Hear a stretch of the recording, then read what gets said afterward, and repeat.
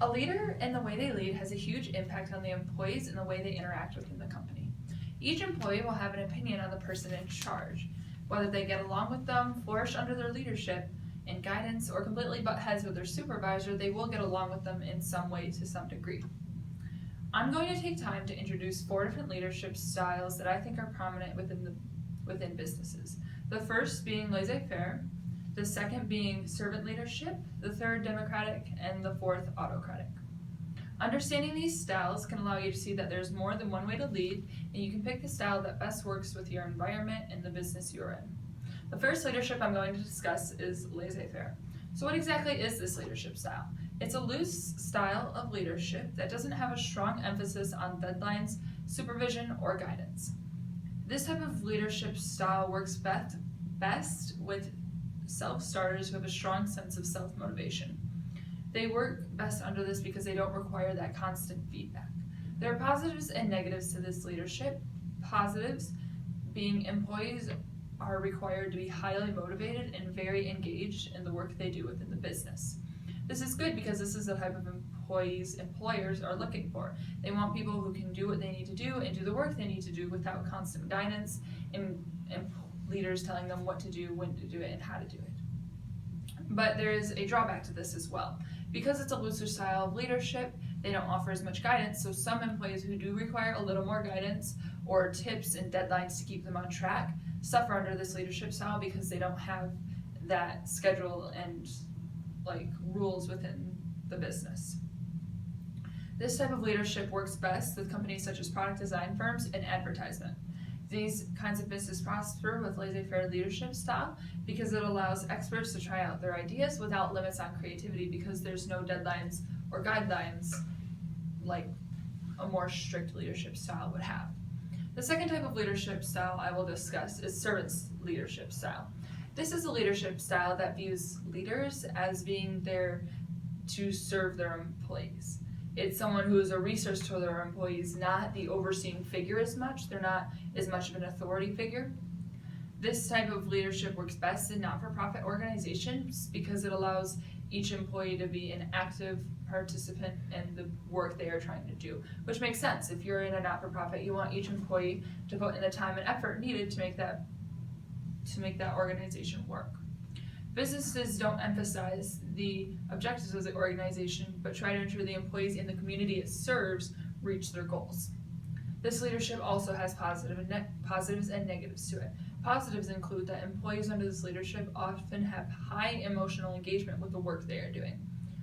According to Brett L. Simons, PhD and Associate Professor of Management at the University of Nevada, servant leadership enhances both the self-efficiency and the commitment to the supervisor of the individual employee.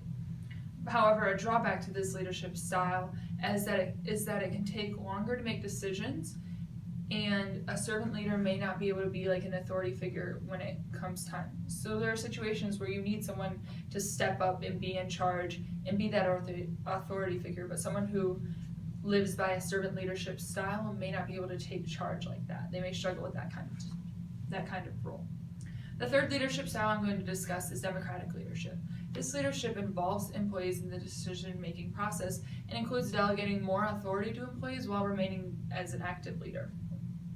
Employees who strive to take an active role in decision-making that involves their work tend to do very well under democratic leadership. But there are positives and negatives to this leadership as well. According to Olive Miller, this leadership style is well known for its problem-solving ability for complex issues, encourages a creative environment, and creates a strong connection between team members.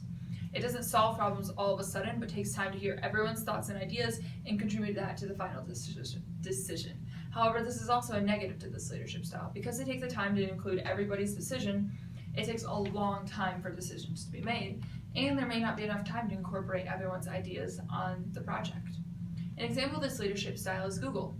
Google takes the time to hear everyone's idea, which allows for tons of innovation and has allowed them to be where they are at today. The final type of leadership style I want to discuss is autocratic leadership. This type of leadership involves a leader who makes all the decisions, no matter how big or small they are. They are the person who is in charge of everything, oversees all the little details, tells you how they want it, how to get there, when they want it by. According to Leela Zayed, the VP of Best Companies Group, these leaders tend to use strict policies, procedures, and guidelines. It is a style that's not used as much in corporate situations, but it works well in the military, because in the military they need those guidelines, they need those rules and regulations to make sure everything runs smoothly. This leadership has positives and negatives also. Positives is that this style works well with employees who need more guidance and supervision. However, a negative is this style clashes with employees who are trying to be more creative, who don't want limits on their creativity because they feel like they can contribute more if they have that more freedom. An example of this leadership style is Howell Raines from the New York Times. He chose what he wanted for that newspaper, where he wanted all the resources to go, what he wanted the stories written on, how he wanted those stories written, and it ended up with the paper winning 7 Pulitzer Prizes, a record-breaking number for them that year. However, on the opposite side, the journalists also saw entire stories that they made being tossed out because Howell didn't feel like they were appropriate, they weren't going to get the newspaper where they wanted to be. In conclusion, there are many different leadership styles, even beyond the ones I discussed. Each one has both its pros and cons, most suited environments, and employee expectations. Some leadership styles work better than others depending on the situation, and depending on if your employees are self-motivated more or if they require more guidance. No matter the environment, you can utilize these styles to choose one that best fits your employees and the environment you are in.